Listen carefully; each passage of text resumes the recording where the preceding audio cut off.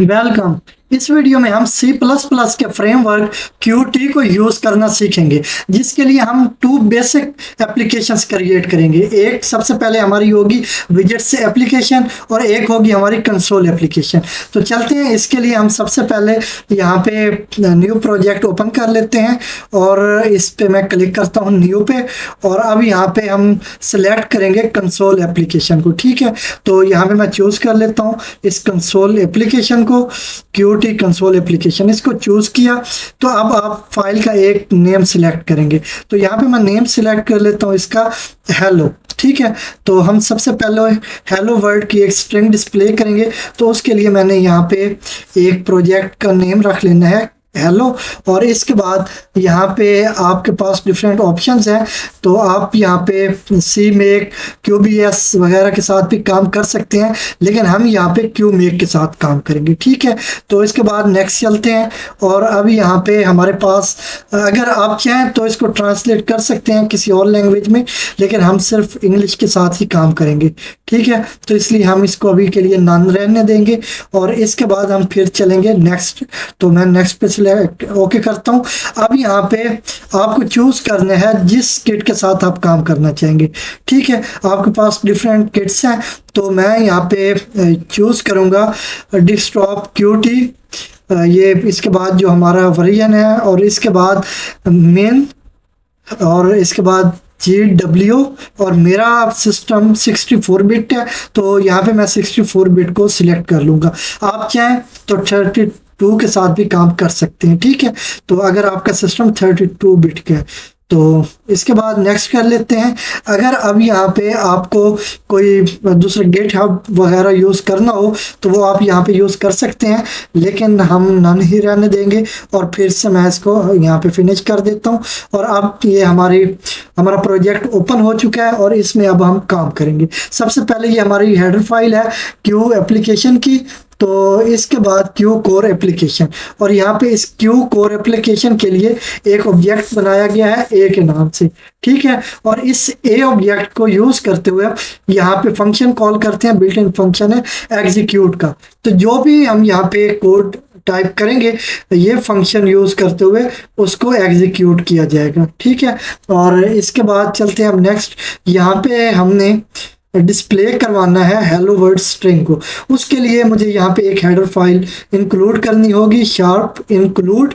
तो यहाँ से ऑप्शन से मैंने सेलेक्ट कर लिया इंक्लूड को, और अब यहाँ पे हेडर फाइल नेम है हमारा QDebug। ठीक है, इसको मैंने यहाँ से सिलेक्ट कर लिया, और इसको मैं ज़रा जूम इन कर लेता हूँ ताकि आपको आसानी से नज़र आ सके।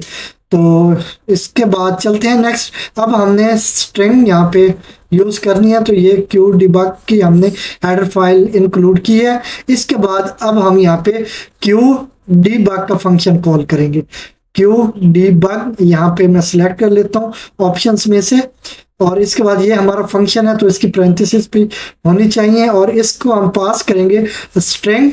तो स्ट्रिंग क्या होगी वो मैं यहाँ पे एंटर कर लेता हूँ हेलो वर्ड। ये हमारी स्ट्रिंग है, और यहाँ पे क्योंकि C++ टाइप ये हमारा सारा कोड है तो यहाँ पे सेमीकोलन भी यूज करना होगा।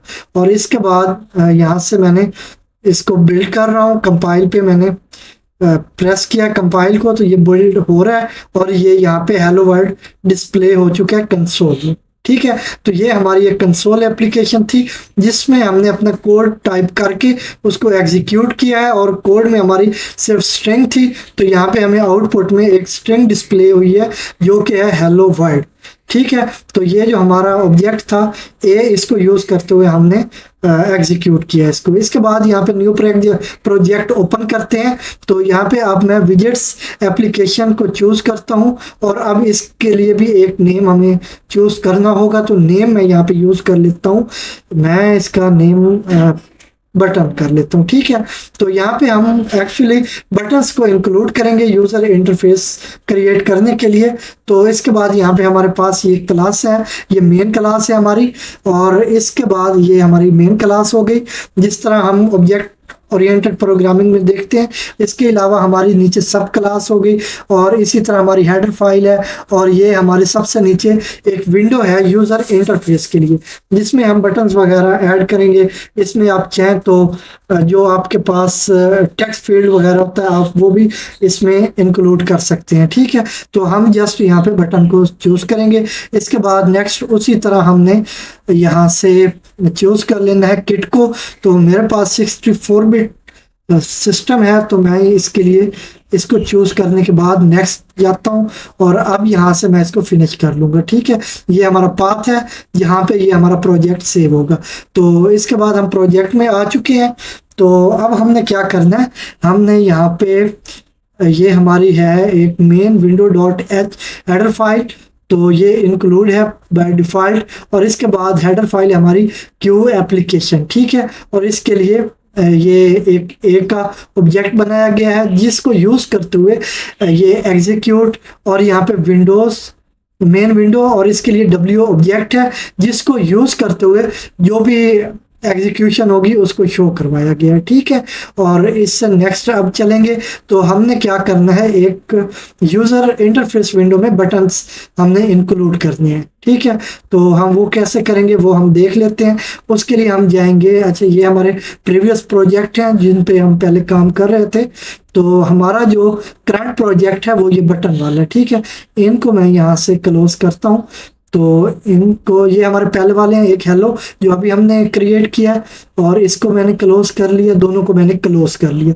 अभी हमारा करंट बटन के नाम से प्रोजेक्ट है जिस पे हम अब काम कर रहे हैं। ठीक है, तो ये हमारे विजेट्स एप्लीकेशन है। तो इसमें आप चलेंगे फंक्शंस में और इसके बाद यहाँ पे इसको मैं सिलेक्ट कर लूँगा main window dot user interface. ठीक है, तो ये यूज़र इंटरफेस है, जो भी आप काम करेंगे यूज़र इंटरफेस के रिलेटेड वो यहाँ पे डिस्प्ले होगा। और इसके बाद ये विंडोज़ वगैरह हैं, अगर इनके रिलेटेड हमें काम करना पड़ा तो मैं इनकी एक्सप्लेनेशन दे दूंगा। और इसके बाद चलते हैं नेक्स्ट, अब हमने यहाँ पे पुश बटन्स को ऐड करना है। तो ये हमारे पास जो लेफ्ट साइड पे विंडो है इसमें से हम सिलेक्ट कर सकते हैं, ये पुश बटन है, इसको हमने यहाँ से ड्रैग करना है। ठीक है, इनको सिलेक्ट करके यहाँ पे हमने ड्रैग किया और इसको मैं ज़रा इनका साइज इंक्रीज कर लेता हूँ। ये हमारा एक हो गया बटन, पुश बटन। ये बाय डिफ़ॉल्ट इस पर नेम सेट है पुश बटन का। और इसके बाद एक और मैंने यहाँ पे बटन ऐड कर लिया, तो इसका भी साइज में इंक्रीज कर लूँ और इसका साइज इंक्रीज करने के बाद अब हम क्या करेंगे, इनका नेम चेंज करेंगे। बाय डिफ़ॉल्ट इन पे है पुश बटन। ठीक है, इनको हम अपने अकॉर्डिंग इनका नेम सेट करेंगे।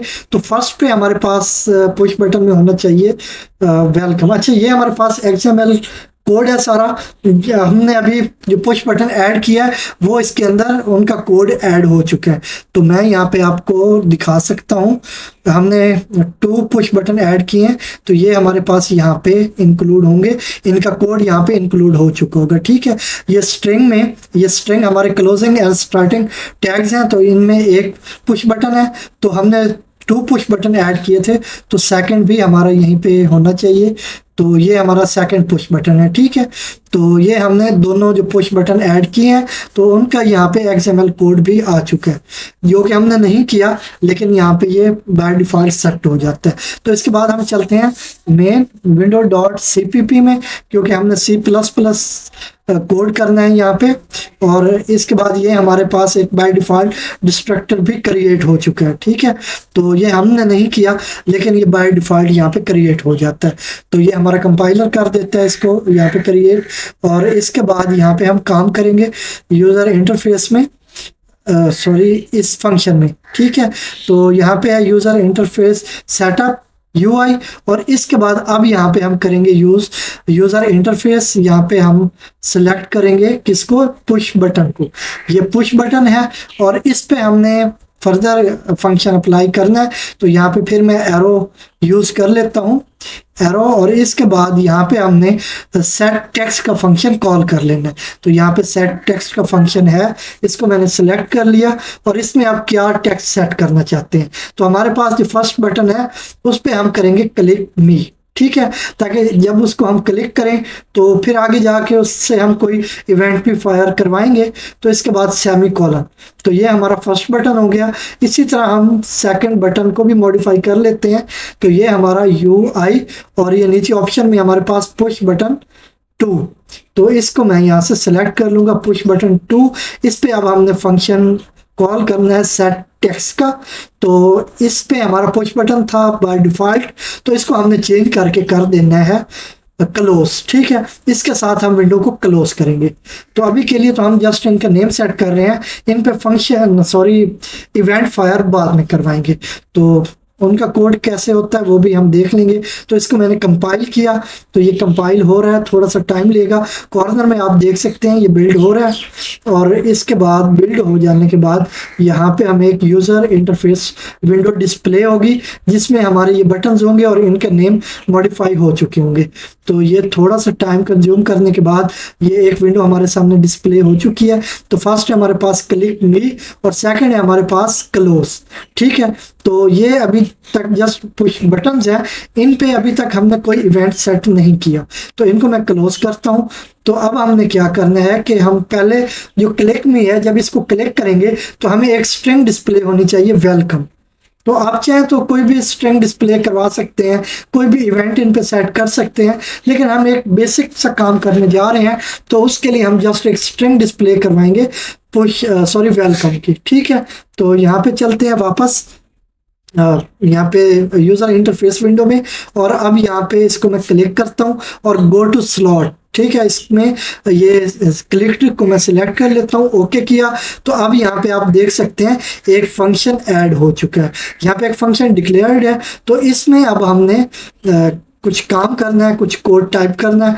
तो वो क्या होगा, उसके लिए हमें सबसे पहले क्यू डिबग की हेडर फाइल इंक्लूड करनी होगी। वो मैं यहाँ पे ऊपर जाके कर लेता हूँ शार्प इंक्लूड के साथ, शार्प इंक्लूड, और हेडर फाइल हमारी है क्यू डिबग। ठीक है, तो ये ऑप्शन में आ जानी चाहिए, स्पेलिंग ठीक रखने हैं, डिबग। तो ये ऑप्शन में है, मैंने सिलेक्ट कर लिया। और इसके बाद यहाँ पे हम इसी क्यू डिबग फंक्शन को यूज़ करेंगे। ये हमारी हेडर फाइल है, इसको इंक्लूड करने के बाद हम अब इसके रिलेटेड फंक्शंस को यूज़ कर पाएंगे। तो ये क्यू डिबग का एक फंक्शन है, इसको हम यहाँ पे कॉल कर लेते हैं, जिसको हम पास करेंगे स्ट्रिंग, और स्ट्रिंग क्या होगी, वेलकम। ठीक है, इसके बाद हम यहाँ पे एक सेमीकोलन ले लेते हैं, और इससे नेक्स्ट इसको कंपाइल करते हैं। तो ये कंपाइल हो रहा है, बिल्ड हो रहा है हमारा प्रोग्राम। और इसके बाद जैसे ये हमारी एप्लीकेशन बिल्ड होगी तो कोई एरर नहीं हुआ तो ये सक्सेसफुली रन हो जाएगी। तो ये यूज़र इंटरफेस आ चुका है। इसको मैं क्लिक करता हूँ, क्लिक मी को, तो आप देख सकते हैं यहाँ पे वेलकम, ये इवेंट फायर हो चुका है, जिससे एक स्ट्रिंग डिस्प्ले हुई है जो कि थी वेलकम। ठीक है, तो एक पे तो हमने इवेंट सेट कर दिया। अब सेकंड पे भी हमने कोई इवेंट यूज़ करना है। तो हम सेकंड के लिए क्या करेंगे कि हम ये जो हमारी ये विंडो है यूज़र इंटरफेस विंडो, इसको हम क्लोज करवाएंगे। ठीक है, तो उसके लिए मैं वापस चलता हूँ यहाँ से यूज़र इंटरफेस विंडो में, ये हमारी जो फाइल है इसमें वापस चलते हैं। तो अब इसको मैं सिलेक्ट कर लेता हूँ। ठीक है, तो इसको सिलेक्ट करने के बाद ऊपर हम चलते हैं, हमारे पास ऑप्शंस हैं। तो यहाँ पे ये हमारे पास है एडिट सिग्नल्स, इसको मैं सिलेक्ट कर लेता हूँ।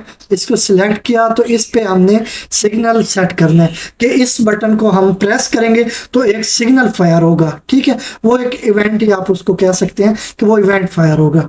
तो ये हमने सिग्नल सेंड करना है। तो यहाँ पे कलेक्ट है, हम चूज करेंगे क्लिक को, कि जैसे ही हम इस बटन को क्लिक करें। बाकी ऑप्शंस भी हैं, लेकिन अभी के लिए हम सिर्फ क्लिक पे काम करेंगे। तो इसके बाद इसके रिलेटेड जितने फंक्शन हैं उनको हम शो करवाएंगे। तो हमने यहाँ से सिलेक्ट कर लेना है क्लोज को। तो ये क्लोज का फंक्शन क्या करेगा कि ये हमारी विंडो को क्लोज कर देगा। ठीक है, तो इसको मैंने सिलेक्ट कर लिया। अब चलते हैं वापस अपने कोड में। तो यहाँ पे इसका कोड XML कोड भी यहाँ पे इंसर्ट हो चुका है बाय डिफ़ॉल्ट। तो हम यहाँ पे मेन विंडो .cpp में आ गए, और अब यहाँ पे हमने क्या करना है, इसको कंपाइल एंड रन कर लेना है जस्ट। तो यहाँ पे हम फिर से इसको कंप्लीट टेस्ट करते हैं। पहले क्लिक मी पे क्लिक करूँगा तो यहाँ पे वेलकम डिस्प्ले हो गया, ये इवेंट फायर हुआ है यहाँ से। इसके बाद मैं फिर से इसको मल्टीपल टाइम अगर प्रेस करता हूं तो वेलकम डिस्प्ले होता जाएगा। और अब ये क्लोज बटन है, इसको प्रेस करने से ये जो हमारी विंडो ओपन है यूजर इंटरफेस विंडो, ये क्लोज हो जानी चाहिए। तो मैं इसको प्रेस किया मैंने तो ये क्लोज हो चुकी है। ठीक है, तो यहाँ तक ये हमारा प्रोग्राम बिल्कुल ठीक से काम कर रहा था। तो आई होप इसकी आपको अच्छे से समझ आई होगी। ये हमने एक प्रोजेक्ट क्रिएट किया जिसमें हमने एक विजेट्स एप्लीकेशन क्रिएट की और एक कंसोल एप्लीकेशन क्रिएट की। आई होप इसकी आपको अच्छे से समझ आई होगी और ये वीडियो आपके लिए काफ़ी हेल्पफुल होगी। अगर वीडियो अच्छी लगी हो तो लाइक एंड शेयर करें और हमारे यूट्यूब चैनल को सब्सक्राइब करें।